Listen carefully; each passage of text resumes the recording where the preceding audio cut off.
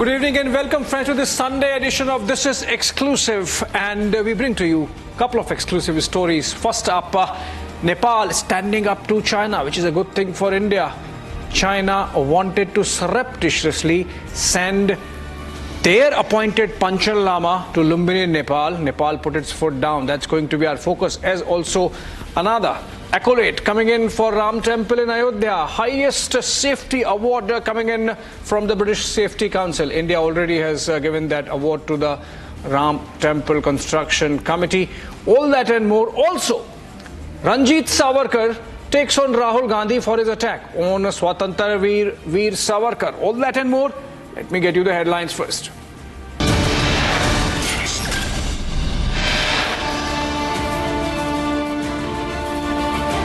Nepal stands up to China, says no to CCP-backed Panchal Lama's visit to Lumbini.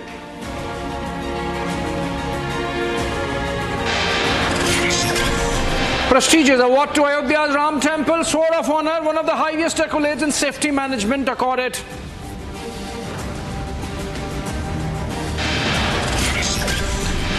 Devendra Fadnavis-led Mahayuti 2.0 government takes shape. Top names take oath.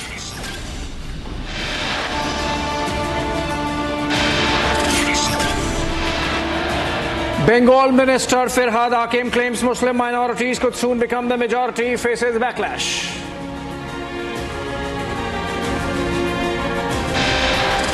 AAP fields controversial MLA Amanatullah Khan and jailed MLA Naresh Balayan's wife for Delhi polls.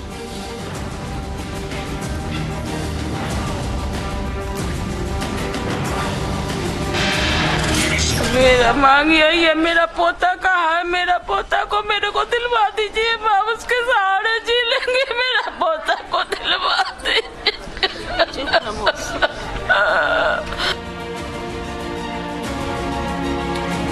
Police arrest Atul Subhash's wife and in-laws. Atul's father says no information of grandson's whereabouts.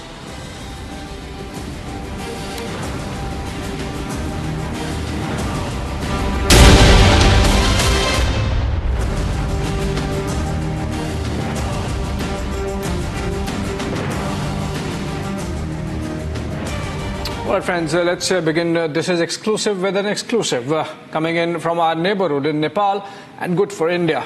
Nepal has in fact shot down any prospects of China-appointed Panchal Lama's visit to Kathmandu and to Lumbini. The possibility was that Panchal Lama would come to attend a function in Lumbini and later an event in Kathmandu. As per reports of the Kathmandu Post, Nepal's foreign ministry told the Chinese embassy the Lama would not be allowed due to Nepal's neutrality on religious matters. The foreign minister communicated via the Chinese embassy in Kathmandu that it cannot permit the China Communist Party-backed Panchal Lama to come to Nepal because Nepal does not allow even Dalai Lama to come to their country. The Post reported that as per security sources, there is information that the Panchal Lama was likely to visit Lumbini in disguise. And that's interesting because this development happened when Nepal Prime Minister KP Sharma Oli happened to be in Beijing, which means that the Chinese were trying to hoodwink Nepal, and Nepal put its foot down. All right, we have a guest joining us.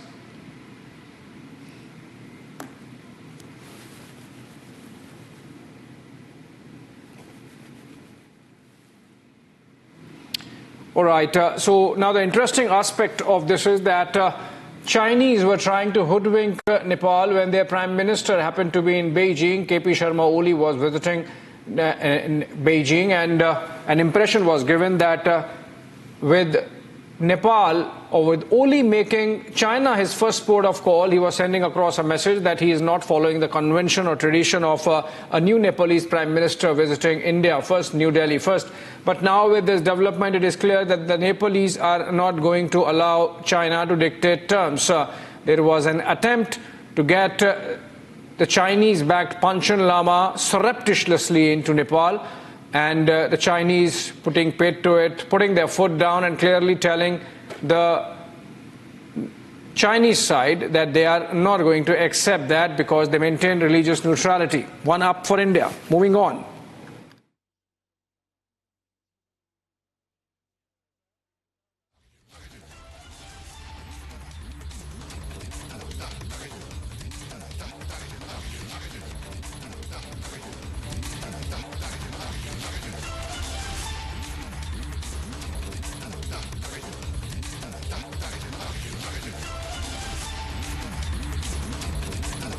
Okay, moving on to the next breaking we are getting. Again, this is exclusive. The Ram Temple project of the Shri Ram Janmaboomi Temple in Ayodhya has been awarded the Sword of Honour by the British Safety Council. Chairman of the Construction Committee, Nripendra Misra, made the announcement. Mr. Misra said that this award was one of the highest recognitions in safety management and that the British Safety Council evaluates the safety processes, practices and on-site activities during its audits, and only those who receive a 5-star assessment were eligible for the Sword of Honour award. Now, this is essentially a comment on the meticulous planning that has gone into and the extreme precaution that's been taken in the construction of the Ram Temple, which is an all-stone structure and is planned to last maybe a millennium. And while the second and third floors of the Ram Temple are still under construction, but sources tell us that the entire construction would be completed by June of 2025, which means in 6 months from now, all the construction activity would have been completed and the Ram Temple, the grandiose Ram Temple, would be available entirely, in its entirety, for the devotees. We'll see and if we can get a reporter live on this.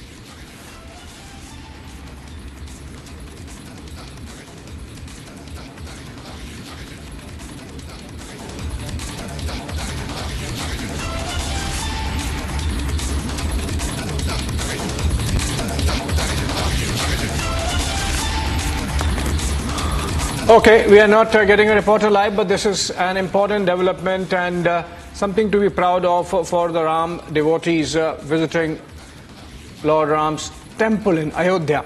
Moving on, another important development, and that's happened in Bastar, which is where Union Home Minister Amit Shah was today in Chhattisgarh, and he addressed reform Maoists, essentially those Naxals who have surrendered. And he spoke to those people who had left violence to join the national mainstream in Chhattisgarh, Jagdalpur. Let's listen into what Union Home Minister Amit Shah had to tell those surrendered Naxals. आप लोग मानते होंगे कि surrender कर आपको बहुत अच्छा लगा, आपको आनंद हुआ। शायद कुछ लोग ऐसा मानते होंगे कि आपसे ज्यादा आनंद आपके परिवारजनों को, आपके माता पिता को हुआ। मगर मैं एक बात बताता हूं, आज आपके साथ बैठकर सबसे ज्यादा आनंद किसी को हुआ है तो मुझे हुआ है और मन में संतोष की भावना है। 2019 में मोदी जी ने मुझे इस देश का गृह मंत्री बनने का मौका दिया। उस वक्त कश्मीर, उत्तर पूर्व नॉर्थ ईस्ट और हमारा नक्सलवादी क्षेत्र, ये तीनों जगह पे हमारे ही युवा हथियार लेकर अपना जीवन भी बर्बाद करते थे, हिंसा भी करते थे और पूरे क्षेत्र को विकास से दूर रखते थे। उस वक्त हमने तय किया था कि जो हथियार छोड़ना चाहता है उसको हथियार छोड़ने का मौका दिया जाए। 19 से 24 तक अब तक सिर्फ नॉर्थ ईस्ट में अब तक 9,000 लोग हथियार छोड़कर सरेंडर हुए। 9,000 लोग।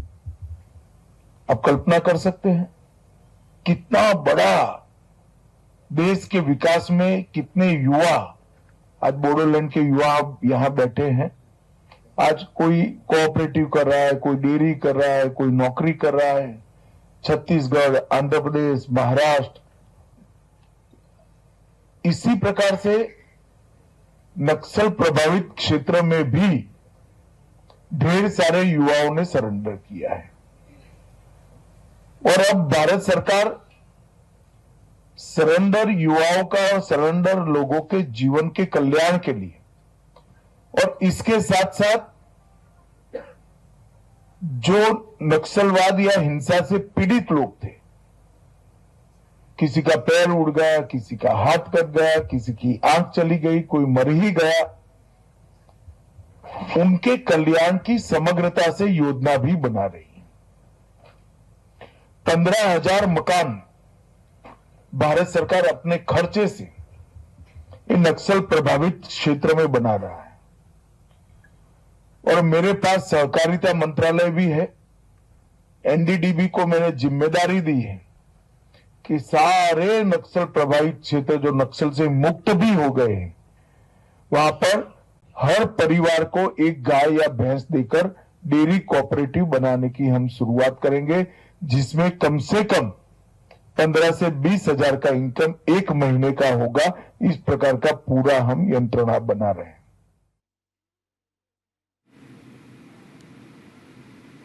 Well, that's a big up for India's overall security architecture. Union Home Minister Amit Shah engaging with the surrendered Naxals and giving them an idea of how the measures to get them into national mainstream are being put in place. Joining us for our conversation, security expert NND Dubey. He's retired DIG of the NIA, National Investigation Agency, as also someone who has been with the Border Security Force. Very good evening to you, Mr. Dubey. You heard Union Home Minister Amit Shah there talking to surrendered Naxals. He said 9,000 of those militants, extremists and terrorists from the left-wing affected areas to Jammu and Kashmir to the northeast have surrendered in the last 10 years. What has the government done to get these people, these extremists, to surrender violence?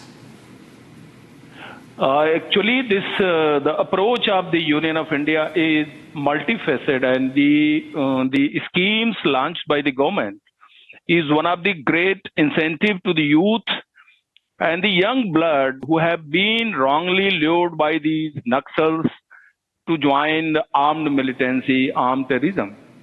So the scheme is very interesting, and the recent scheme, that is the Niyad Nela Nar.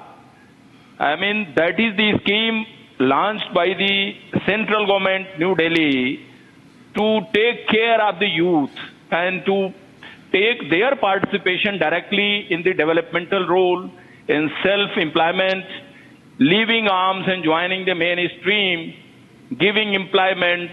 I mean, what you have just heard about the statement of the Honorable Union Home Minister, he has himself mentioned about many schemes which are launched to engage the young blood, the youth of the Naxal affected areas, so that they are not wrongly taken into some wrong direction.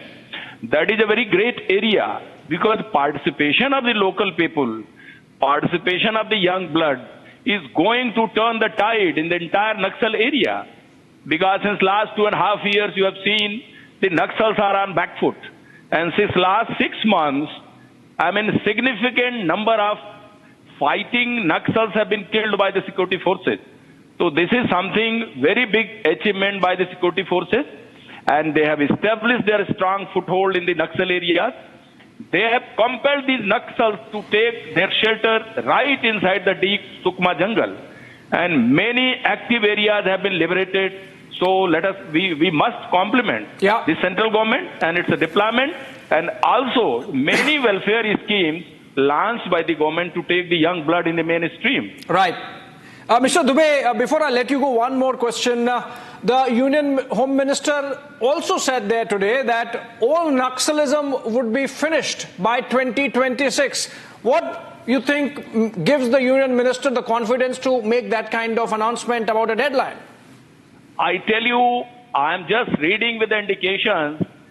See the notorious Dantewada. Today, 95% Dantewada is free from Naxalism.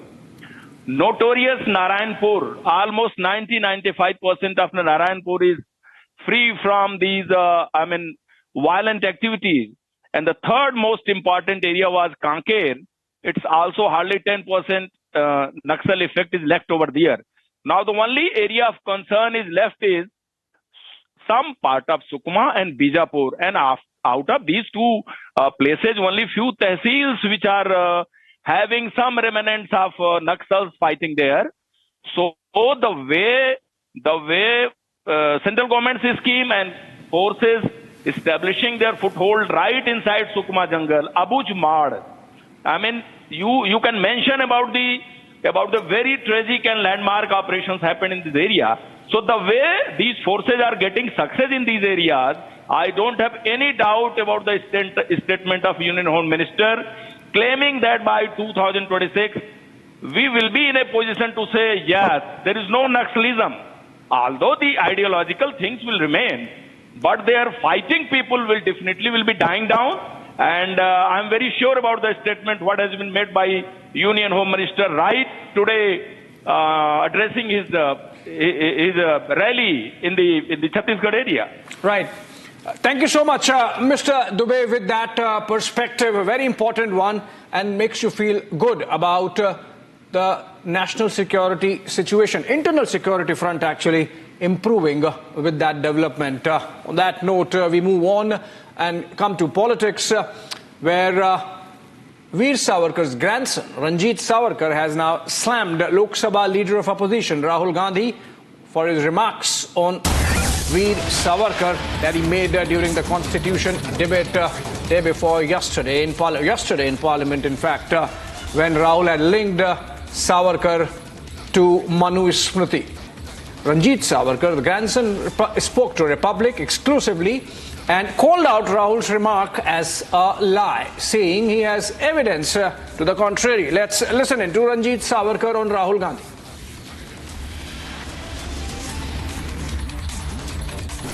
इसमें दो item है, एक तो polarisation of Muslim votes और दूसरा गांधी और नेहरू की कई करतूतें आज बाहर आ रही है। तो एक प्रिएम्प्टिव इसमें जो इटालियन फैसिस्ट प्रोपोगंडा एक प्रूवन सिस्टम है वो मुसोलिनी ने इस्तेमाल किए कि सच को झूठ करो, झूठ को सच करो। तो जो भी पाप इन्होंने किए हैं ये दोनों ने, गांधी और नेहरू ने, वो आज सावरकर जी के ऊपर मर रहे हो और उसका कोई एविडेंस नहीं है। और जबकि गांधी और नेहरू ने जो कुछ किया उसका आज मेरे पास पूरा एविडेंस है। क्या एविडेंस है आपके पास? किन बातों को लेकर के आप गांधी जी को एंटी कॉन्स्टिट्यूशनल कहते हैं? जी, ये कल जो मनुस्मृति और इतनी बड़ी बड़ी बातें इन्होंने की, तो मनुस्मृति में चातुर्वर्ण का उल्लेख है जिसके सावरकर प्रखर विरोधक थे, जबकि गांधी ये चातुर्वर्ण के समर्थक थे। उनका कहना था कि आपको विद्या प्राप्त करने का अधिकार है, मतलब कोई क्षुद्र हो वो मेडिकल साइंस सीख सकता है या सैनिकी सीख सकता है, मगर उसने उसके पेट के लिए उसका इस्तेमाल नहीं करना चाहिए, उसने प्रोफेशन जो करना है बाप जादू का करना है। दूसरे शब्द में मैं कहूंगा कि इसका मतलब ये है कि अगर मेरे बाप जादू का व्यवसाय अगर संडास साफ करना है तो मैं डॉक्टर हूं, इंजीनियर हूं, कुछ भी हूं, एडवोकेट हूं, तो मैं सीख सकता हूं, मगर मुझे संडास ही साफ करने पड़ेंगे। और अंबेडकर ने इस विचारों को अमानवीय विचार तभी कहा था। तो आप ये आरोप लगा रहे हैं कि गांधी जी जो हैं वो वर्ण व्यवस्था के समर्थन में थे, वो ये चाहते थे कि जो डॉक्टर का बेटा है वो डॉक्टर बने और जो मजदूर का बेटा है वो मजदूर बने। नहीं, वर्ण के हिसाब से जो उद्योग होते हैं, मेरे पिताजी का मतलब एक पर्टिकुलर कम्युनिटी है जिसे भंगी कम्युनिटी कहते हैं, कई सालों तक उनका व्यवसाय था कि दूसरे काम ही नहीं कर सकते थे, उनको संडास ही साफ करना है। तो डॉक्टर अंबेडकर ने सीधा पूछा था ना कि वो डॉक्टर बनेगा भंगी का बेटा, तो क्या वो वही करेगा? क्या वो? आपने जवाहरलाल नेहरू का भी जिक्र किया, मैं प्रेस कॉन्फ्रेंस में था, आपने कहा कि सही मायने में अगर ब्रिटिशों के खिलाफ या साथ में मिलकर के भारतवासियों के खिलाफ अगर साजिश की तो नेहरू थे, वो क्यों कह रहे हैं आप ऐसे? जी, माउंटबेटन ने एक प्लान बनाया जिसे 3 जून प्लान कहा जाता है, वो 3 जून को डिस्क्लोज हो गया। उसमें भारत के पार्टीशन का प्लान था। तो उसके लिए उसके नेहरू को मनवाने के लिए 9 मई को वो नेहरू को lady Mountbatten, Lord Mountbatten Nehru को अकेले को लेकर शिमला चले गए। उन्होंने उन्हें प्लान पढ़ने को दिया। माउंटबेटन कहती है कि 10 को नेहरू जी ने वो प्लान फाड़ के फेंक दिया और बड़ा गुस्सा हुए थे, और 11 को उन्होंने काउंटर प्रपोजल दिया जो और ही अच्छा था पहले से। तो ये 2 और 10 और 11 के बीच में क्या हो गया है मुझे पता नहीं है। उसमें मेरे पास मिनट्स ऑफ द मीटिंग है, वो वाइसराय स्टाफ की जो मीटिंग थी उसमें स्पष्ट लिखा है कि नेहरू नहीं चाहते थे कि भारत का जो विभाजन होगा उसमें जो हिंसा होगी, रक्तपात होगा, उसके लिए आप इसकी जिम्मेदारी ब्रिटिश ना ले। उनका कहना है अगर वो जिम्मेदारी ली उसकी तो भारत ब्रिटेन संबंध बिगड़ सकते हैं। तो ये जो हिंसाचार होगा, रक्तपात होगा, इसका दोष कांग्रेस और मुस्लिम लीग जो करंट पार्टनर्स इन पावर्स है वो ले, और मैं मुस्लिम लीग को मनाऊंगा, ऐसा नेहरू ने प्रॉमिस किया, प्रोवाइडेड आप भारत का विभाजन तुरंत करें। तो तुरंत मतलब 72 दिन में भारत का विभाजन हो गया। एक घर का विभाजन 72 दिन में नहीं होता है, और इसके कारण एक साल पहले विभाजन होने से वही करीबन 20-25 लाख लोग तो तभी मर गए। और उसके बाद डॉक्टर अंबेडकर का जो सुझाव था एक्सचेंज ऑफ पॉपुलेशन, वो ना मानने से आज तक बांग्लादेश और पाकिस्तान में मिलके 8 करोड़ हिंदुओं का समारोह है। तब 20% हिंदू पॉपुलेशन थी वहां की, आज वो 1% भी नहीं बची। All right, moving on and still staying with Maharashtra, the Mahayuti cabinet has taken shape with the oath-taking ceremony of the ministers going on at the Raj Bhavan in Nagpur. 39 ministers in all, cabinet ministers, ministers of state have taken oath, and just after a fortnight-long debate discussion within the allies, the BJP, the Shiv Sena, and the NCP, Ajit Pawar. Let's have an understanding of how this Council of Ministers looks like in Maharashtra. And we go to Sandeep live. He's joining us live from Mumbai. Sandeep, over to you. Is the oath-taking ceremony over, and how does the Council of Ministers look like? Is it a mix of youth and experience? And would more importantly, would the allied trouble be taken care of with this? See, definitely it seems so, because as you mentioned that new faces have been in fact included, experienced leaders have been in fact given an opportunity again, and something new that is coming out right now is that Ajit Pawar's remark, he mentions that the new faces that have been included in the cabinet, be it Eknath Shinde, Bharatiya Janata Party or Ajit Pawar, 2.5 years of cabinet berth would be given. If they perform well, their cabinet tenure would be extended. Other than that, if they does not perform well, or if there is anyone else who is supposed to get that very cabinet, then new face could be in fact, another face can be in fact introduced in the very cabinet. So a mixture of OBC, SC, ST, Maratha and Dhangar community in fact have been in fact included across the Mahayuti parties in today's cabinet. Abhishek. All right. Thank you so much for that update, Sandeep. Clearly, after long now, Maharashtra finally getting a government. Moving on, an interesting development. Congress Ally National Conference leader and, of course, Chief Minister of Jammu and Kashmir, Omar Abdullah, has told the Congress to stop whining about EVMs and accept the poll results. Opening another point of friction with an important ally, the J&K Chief Minister has dismissed the Congress party's vehement objections to the electronic voting machines and echoed the BJP's defense. You can't accept election results when you win and blame EVMs when you lose, is Omar's chiding of the Congress. Listen in. No problem with you making an issue out of the EVMs, so long as you do it also when you win. The EVMs can't only be a problem when you lose the election, because they're the same EVMs. So when you get 100+ members of parliament using the same EVMs, and you celebrate that as sort of a victory for your party, you can't then a few months later turn around and say, well, actually, hang on, we don't like these EVMs because now the election results aren't going the way we would like them to. If you have problems with the EVMs, then you should be consistent in those problems. And the thing is, how can you have a problem with EVMs and then continue to fight elections? If you don't trust the machines, then you shouldn't be fighting. So you can't say, look, I don't trust the machines, but I'm going to fight, and if I win, then I'll keep quiet. Okay. But if I lose, then something's wrong with the machines. I lost. I keep reminding you. I lost in earlier in this year. I never blamed the machines. Yeah. I won. It wasn't down to the machines. It's the voters. One day they vote for you, the next day they don't. You sound suspiciously like a BJP spokesman here. No, I'm not a BJP spokesperson. It's just that, God forbid. No, it's just that, look, what's right is right.